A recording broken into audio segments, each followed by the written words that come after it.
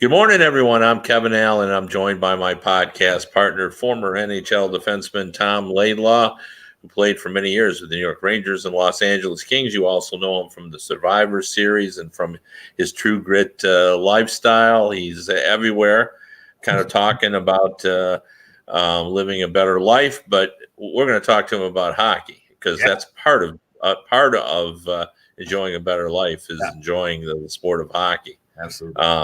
I thought about you. I just was watching on television this morning that the universities are canceling spring break this year. So, trying to keep their kids or their students safe. And I thought, boy, when Tom Laidlaw was at Northern Michigan, he would not have liked that. No, we had time with our old friend Don Waddell, who's now the present general manager there at Carolina Hurricanes. He had a green pickup truck with a cap on the back.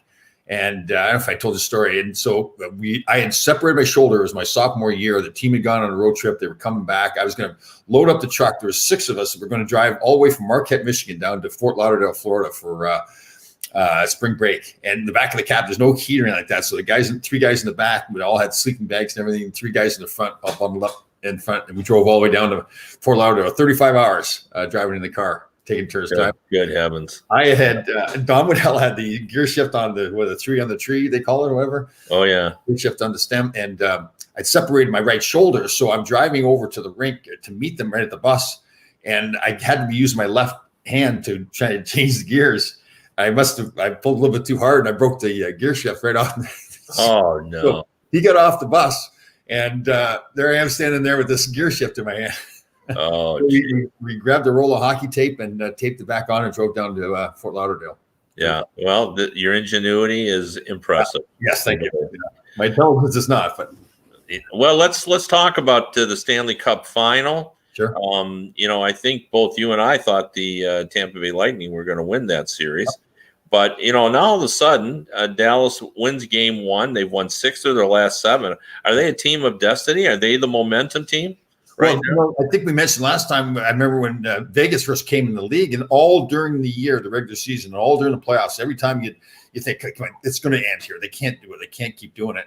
I kind of have that feeling about the Dallas Stars that you think to yourself, no, it's not going to win. Tampa's too good of a hockey team, and I still think Tampa's going to win the series, but.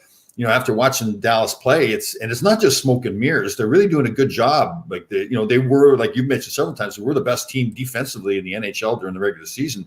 They're continuing that. Hudobin is playing fantastic. They're not there without him, but they're getting the goals too. They had 3 defensemen scored their goals last game. So, and Bowness had clearly been quoted as saying he wanted his defensemen to join the Rushmore. So, I mean, yeah, why can't they do it now? Again, I'm still going to – my head's telling me to still pick Tampa because I think they're a better team, but Dallas keeps doing it.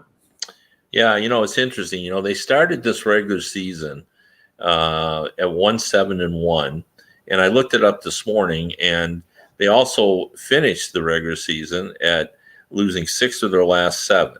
Yep. And 32 times out of 69 games – so that's almost a third of their games. They got 2 or fewer goals in a regular season.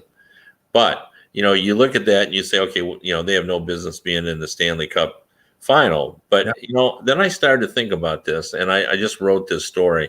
And it reminds me of when I was a kid that, they used to have these things about all the similarities between the assassination of Abraham Lincoln and John F. Kennedy. Well, I started to think about all the similarities between the run the Stars are on and the teams who have won the Cup over the last decade. Mm-hmm. And, always there's the veteran guy who's trying to win his first Cup. Well, that's Joe Pavelski. Yep. There's a goalie with a backstory. Think about Tim Thomas, who took forever to get to the NHL. Antti Niemi, who nobody had heard of when he led the Blackhawks, to even Binnington, won the job. He came out of nowhere, and of course they got Anton Khudobin, who was a backup goalie. The Stars are 5-0 in overtime. The Washington Capitals were 5-0 in overtime when they won.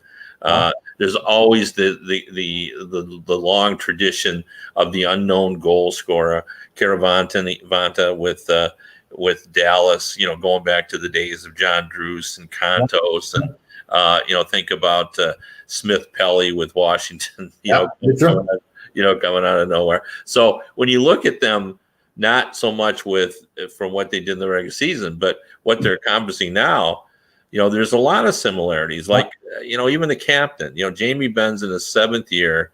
I looked it up. Chara was in his 6th year when he got Boston there. Ovechkin was in his 8th year when he got the Capitals there. Like, so, there's a lot of connections there and a lot of reasons why to believe that this Dallas team could win. And even the long drought, it's been 21 years since Dallas won. And, you look in the last decade, the Blues, the Capitals, and the Kings all have won first time in franchise history. It was 39 years between Boston wins. It was, 49 when the Blackhawks won, 49 years. So, there's usually a long drought. So a lot of similarities. Yeah, and and you get guys like, who's that young defenseman that scored his first goal ever? The first goal they had that stepped up. Yeah. And then the Rick Bowness story too, right? We talked about this so many times, how respected and liked he is around the league, and he's put in about over 40 years of coaching and been around the game. And you just I think to myself, I'm a player and I'm sitting there and I'm watching Rick Bowness. Like, this guy's been through so much stuff. Like, this isn't all new news, the way he's reacted on the bench at times where he's had to pull the guys together. They get a bad penalty called against him or something. They get a 5-on-3 to kill. Well, he's mad at first, but then he's calm enough to just, okay, guys, let's get back to work. And I think, that's got to be a lot to do with it, because I'm sure the players themselves in Dallas, they've got to be, I'm sure they're confident in themselves, but they've got to be saying to themselves, like, wow, are we supposed to be here? Like, I'm sure when they first stepped out to go against Tampa, they knew what everybody was saying around the world, that Tampa's a way better hockey team.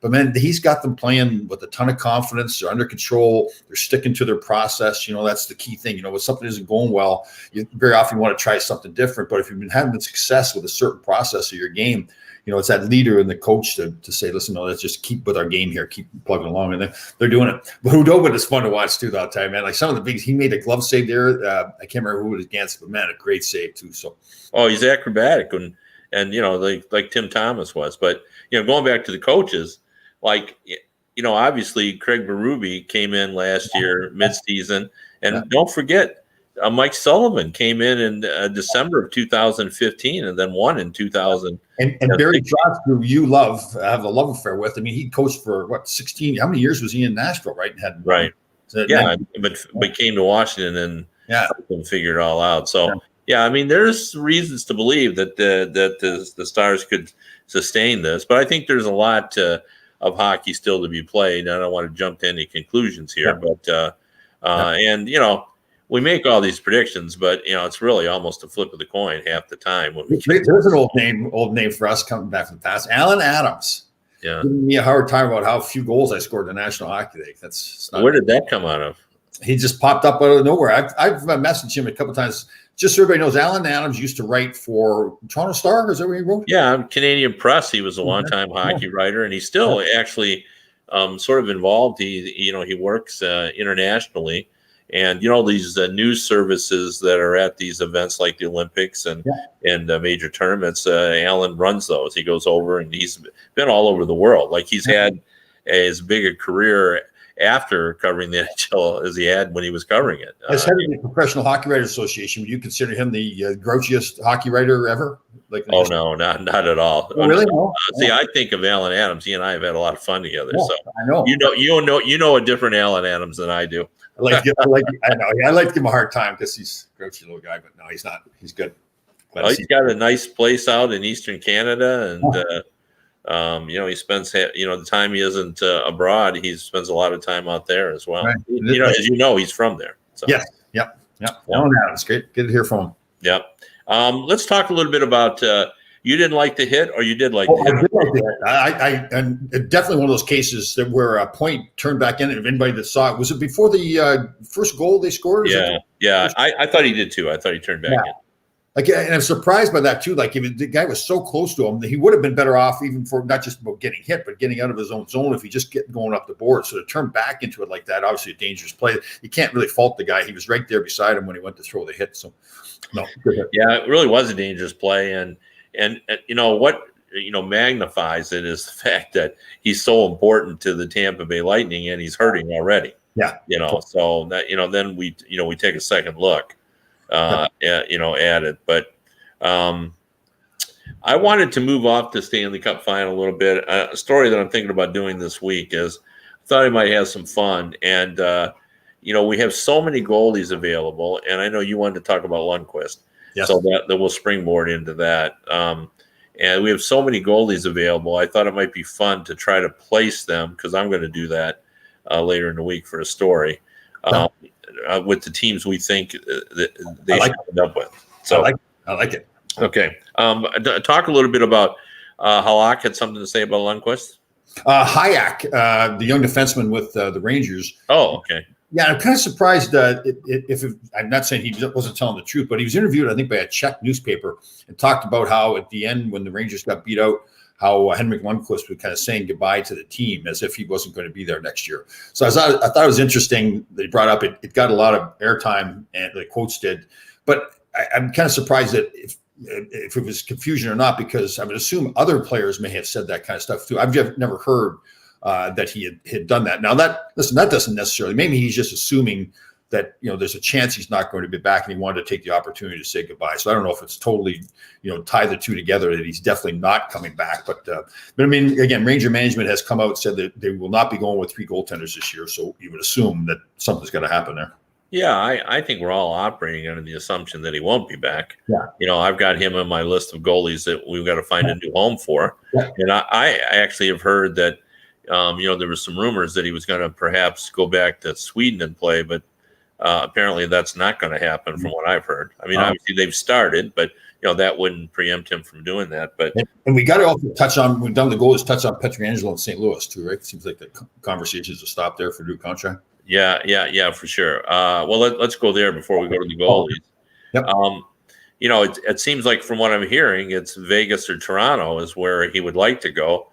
And I've heard possibly that Boston, who believes they're going to lose Torrey Krug, feel like that Pietrangelo would be actually a better fit for what they want because he's so big. They want some size. Yeah, absolutely. That's the one thing with Krug he doesn't have. He plays a pretty big game. It doesn't seem like the lack of size bothers him. No, and I'm still actually surprised that the Boston's just allowed or is allowing him to just kind of move on. But saying all that, I mean, if the trade is Pietrangelo for Krug, that's a good trade. Ooh, absolutely, yes. I'd make that trade any day. Imagine the Boston Bruins with Pietrangelo on the blue line now. Oh, yeah, man, that's nice. Yeah. Well, it would be. I mean, I don't know what their odds of getting him. I don't know how he feels about Boston. How much are they willing to offer them? How much did they feel they were going to have to give Krug? Right. Now the one thing they sooner or later the Zdeno Chara era is going to come to an end. Right. Now, I don't think it'll be next season. I think he's going to play, but it is. So you can take his money, and it's not all that onerous. But if you're thinking, okay, that we're sort of going to trade at one point Chara and Krug for Pietrangelo. It's still a good trade. Yeah, and you get Charlie McAvoy coming up, playing better and better all the time, and other young players coming up. So, I like that. I mean, you've got Krug, but maybe they know something about Krug. Maybe they just aren't, for the money that he's going to want. Maybe they're saying, listen, we like him as a player, but if he's going to want $6 or $7 million a year, I don't know if Krug, out there in the open market would get that, especially now with the flat cap. But he is that rare defenseman, that puck-moving defenseman, right, with some experience. Yeah, I'm not. I've been on the record as saying that I think some people are going to be disappointed with what they're going to get in the market, but I don't know if Krug will be among them. I think people will find the dollars for him. Yes, absolutely. He is one of those free agents, that young puck-moving defense. Like I said, it's hard to find a guy that can get the puck out of his zone the way he can. Well, and you look at the teams that need defensemen. Like Vancouver. Yep. Like they really need defensive help. Out there, and he would be a good fit there. He's from Michigan. The Red Wings are looking. Would he go there? If you go there, though, you got to accept the fact you're not going to compete right away for the cup. 2 or 3 years, and he's just in Boston, so yeah. And how about Montreal? Yeah, Montreal needs everything, really. I mean, I like their team, but they still need a lot of pieces. So imagine that defense all of a sudden if you got Shea Weber and Petrie and Torrey Krug, and knowing I find Krug to be like sort of an impish personality, and would he want to just because the Bruins don't seem as enthused about re-signing him, would he want to stick it a little bit by going to their rival? Sure. But I guess you see yourself too, like, look at a team like Florida, right? I mean, how far are they? I mean, are they a ways off from winning? You got a good coach there. I mean, and you do have to factor in from the business side the no state tax in Florida. So that's the kind of thing that you start thinking about. But the one thing is that aren't we hearing that Florida is one of the teams that's going to reduce payroll? There's going to be from what I'm hearing, more than 10 teams that are going to. It sounds like they're talking about really reducing their payroll. Yeah. Oh, okay. Yeah. I mean, because they're going to lose a lot more money. Yeah. And it's not just going to be Buffalo and Arizona. Yeah, that's true. There's been even talk that the Penguins are going to drop a few million, although I've talked to other GMs that's not exactly buying that.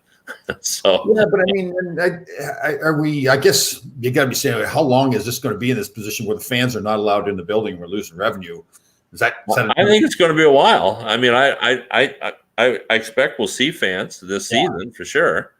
But they're talking about starting the next season around end of December, early January. Yeah. I mean, and everybody talks about the vaccine. Is there a vaccine that's available then? With the vaccine, if I understand this correctly, and we're getting in territory that you and I don't know a lot about, but just from listening to the reports, that initially it'll come out and it'll just go to the medical personnel. And then meanwhile, they're going to be building up the number of vaccines that they actually have. And before it gets to the general public, even if it was launched in November, it's probably going to be January or February before we get it out to the, so. That means a whole season where. I don't think it'll be a whole season because I think don't you think they'll at least try to bring a couple thousand fans back and. So let's say you figure you're going to lose money for at least 1 year, lose more money. Some teams are already losing a little bit of money. I mean, Arizona's reportedly losing a lot of money, but most teams are much close to breaking even. But if you're going to lose money for 1 year, you don't want to tear down your team. It's not my money, right? But I think they're going to lose money for 2 years because I think sponsorships will be down because a lot of companies have they're having problems too. Yeah, you're right. Yeah, are having problems. So it might be, and like this, it's all temporary though. I mean, you're right in that. So I think that's I guess it's all going to come down to how deep the pockets of ownership is. Right. If you can sustain, losses. There's Florida owner there. I mean, I know he's pretty wealthy. Is it Winnick? Is that what it is? It's the Florida owner. Viola, isn't it? Viola, yes. But he's been losing money anyways with that team. I mean, I hate to say it like that, but the lack of fans in their building, this is terrible to say that, isn't really going to change a lot. That team wasn't drawing very well anyways, right? So yeah, but it's zero revenue now as opposed to some revenue. Yeah. But it's going to cost the salaries as well. So you're going to be paying less in terms of salaries because it's all if the revenue's down, then they're going to get less money. But what's the deal with the players? The new CBA didn't, so they limited the caps. Excuse me, they capped the escrow, so it's capped at 20%. And isn't there some system in there where the league or the players have 5 years to correct back a certain amount to the owners? Right. So it'll pay it over time, and it's no different than like if you look at the CARE Act with government. There's a provision in there, for example, and I happen to know this because I'm dealing with it right now. Is you can take money out of your IRA and then pay the taxes over 3 years. And when they told me that, because I didn't know that was part of that, you can spread it over 3. My accountant said that. I thought about that's sort of the thinking and the logic of what the players and the owners are doing. They're just doing kind of what everybody's trying to do to sort of lessen the pain of what this is going through no one's fault. Yeah. This is not, the hockey fans in general want to blame Gary Bettman for everything, but it's impossible to blame Gary Bettman for the pandemic. I ask you, if anything, both Gary Bettman and Donald Fear from the Players Association did a great job doing that. I mean, tremendous job. Like this whole bubble concept has just been a thing of beauty, and you and I worried for no reason. Because our position was pretty straightforward on that. We wanted to see it keep going, but we were worried that it wasn't going to work. Yeah, I told you, the individual players have not. It looks like nobody has ventured out. No one. I did not. You're right. I didn't anticipate that. I had a really hard time believing that it was going to work. Yeah. But I think maybe that speaks to the fact that you're kind of an old school guy, and back then there was a lot of carousing, and I think there is less carousing now anyway. Yeah. So I think it's a little bit easier for the the modern player to give up. Like they weren't out in public as much, or the guys now don't seem to be out in public as much as we were. Like staying in a hotel room isn't that big of a deal. That would have been. And plus, now part of the changes too, we used to always have roommates, and that was fun. But I mean, after a while, like you imagine having the same roommate for 2 months in the bubble, or 2 or 3 months, whatever it is. Yeah, he roomed with Ron Greschner for like every day for 2 months. Man, yeah. Well, it seems like you guys could still be roommates. I watch your show on Thursdays. You guys get along in your own way. Yeah, we spend a limited amount of time together. We spend yeah. I like his sense of humor. Oh, it plays well with you.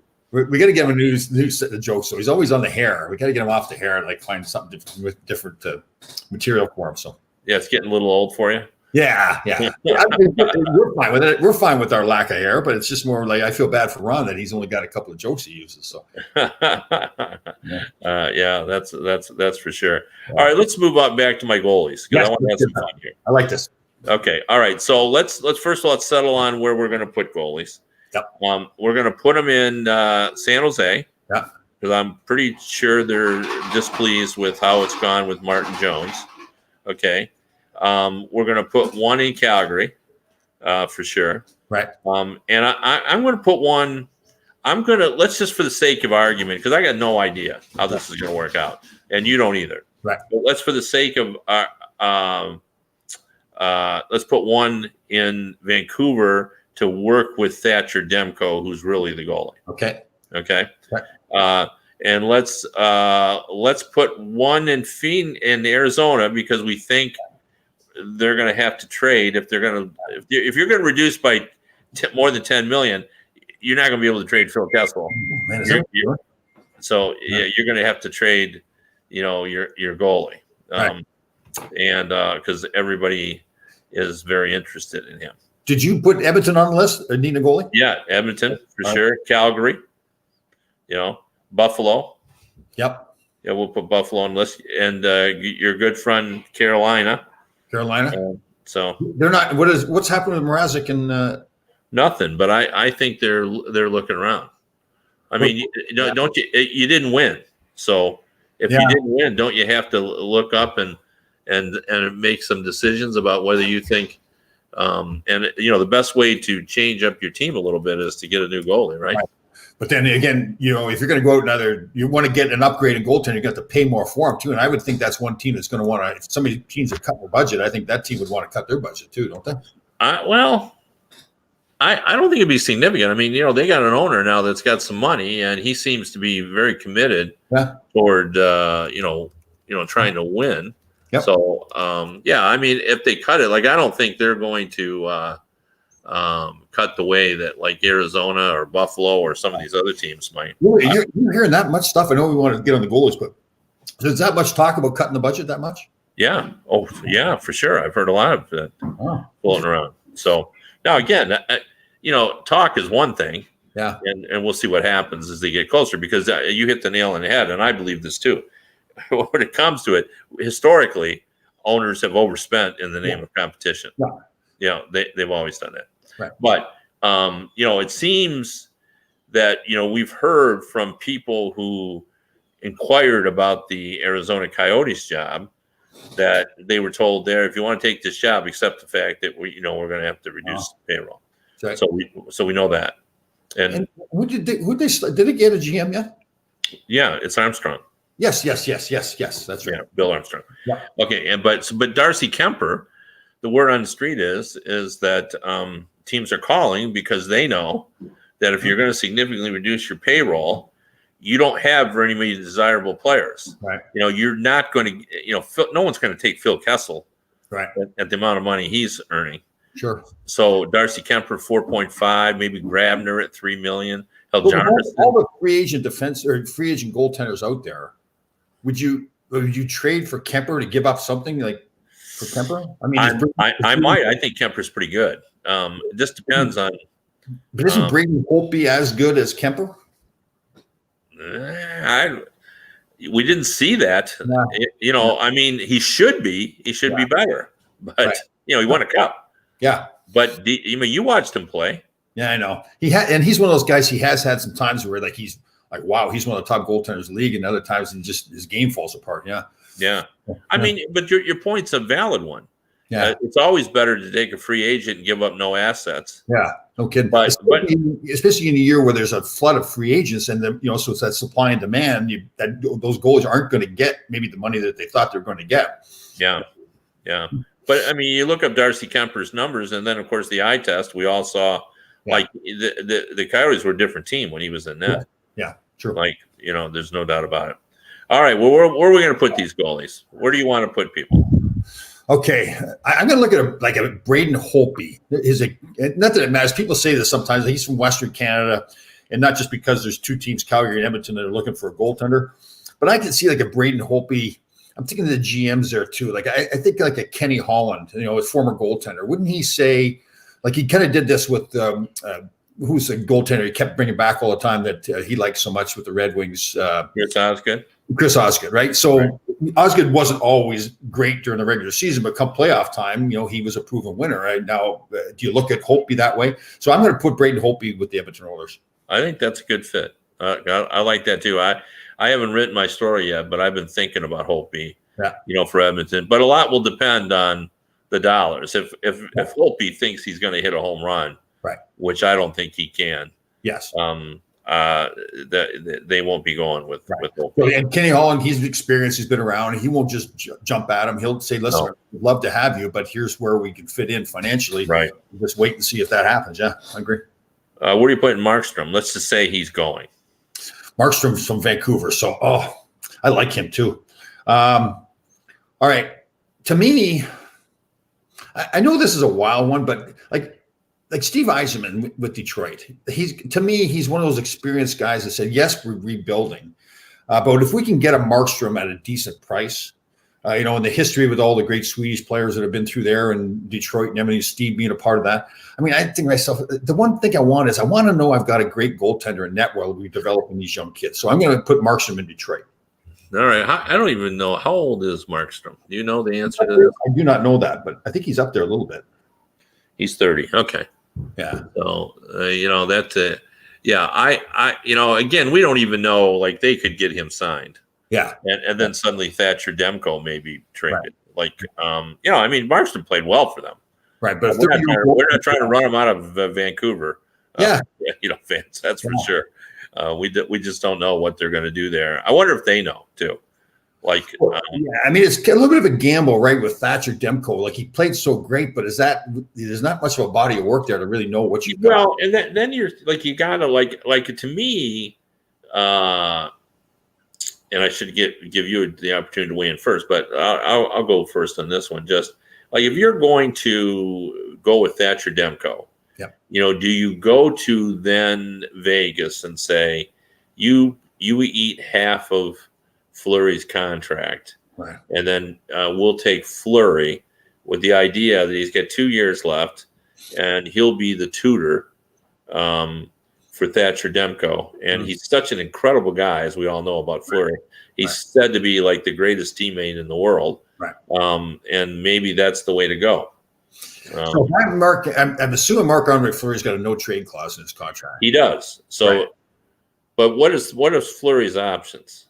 Right. But then I'm sitting there saying to myself, okay, so basically you guys are all saying my career is over with. I'm a proud guy. I've won cups. I've been a franchise player in Pittsburgh and Vegas. And yes, he's got that good guy mentality, but he's a proud man too. And he's thinking, no, my career's not done. I'm not going to go sit in the bench and tutor some Thatcher Demko. I want to go play, right? Yeah, but where are you going, Mark? Tell me where you know. Well, go ahead and make your deal. We call Alan Walsh and we say, Alan, go make a deal somewhere. Right. Who does Alan call? Calgary Flames. Do you think that's a good fit there? Well, I think that team needs it needs a facelift. Like you talk about Monahan and Gaudreau getting out of there. Would they have ever thought maybe 2 years ago that they were going to potentially trade both or one of those guys? No, they were franchise players in Calgary now. So it looks like to me that team needs a little bit of a facelift, new mentality. And Marc-Andre Fleury, like you just said, when he walks in that locker room, it's a whole different team now. Like his personality is very contagious. So. If you got a guy that wants to prove that you get 2 more years in the contract, he wants to prove that he's still a great player. I mean, I think it's a pretty good fit in Calgary. Yeah. Yeah. I don't disagree with you. So that means Leonard is going to sign with Vegas then. Robin Leonard is going to sign with Vegas. Yeah. Okay. So, but to me, my problem with Leonard is, and this is awful to say because he's done so much stuff, like the speech he made and how he's fixed his life up and everything and the stuff that he's been through. There still is the uncertainty. I mean, he doesn't have a whole long track record either of being that consistent goaltender, right? So now you're going to go from Marc-Andre Fleury, who was the guy, and now you're going to get rid of him, and now you're going to go Robin Leonard. And it just, I don't know if is that a real comfort level? You're going to go to bed at night thinking, okay, our goaltender position is all locked up for the next 10 years. I sleep well every night, Tom. I don't lose sleep over. I love sports, but I tell this all the time to people, but I never lose sleep over who wins and who loses. And I'm one of those few guys that can watch a game, and even if it doesn't go the way I would like it to go, I still enjoy it. Yeah, definitely. Here's Susan. We forgot about the New Jersey Devils. Oh, I didn't forget about them. Okay. But we're going to have to address the rest of these goalies. We started this before. Yeah.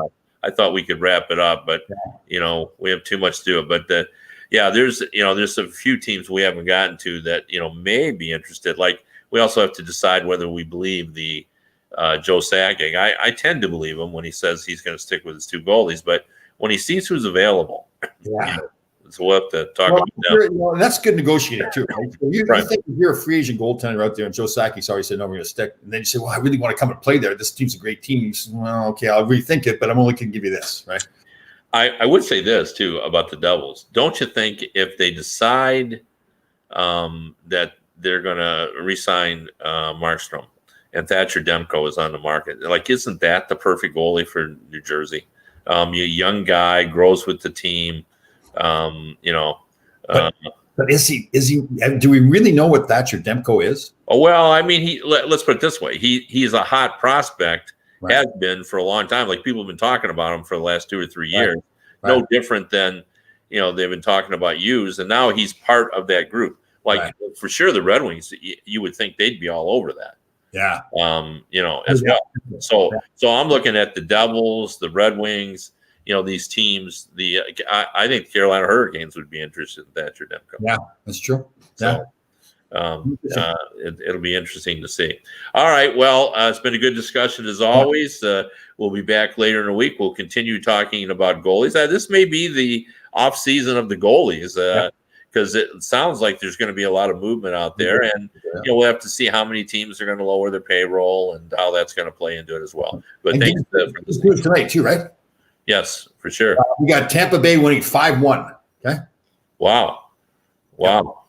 I think Tampa will win, but I think it's going to be more of a 3-1 game. 3-1 game. Okay, you got it. Maybe 3-2. Perfect. You got it.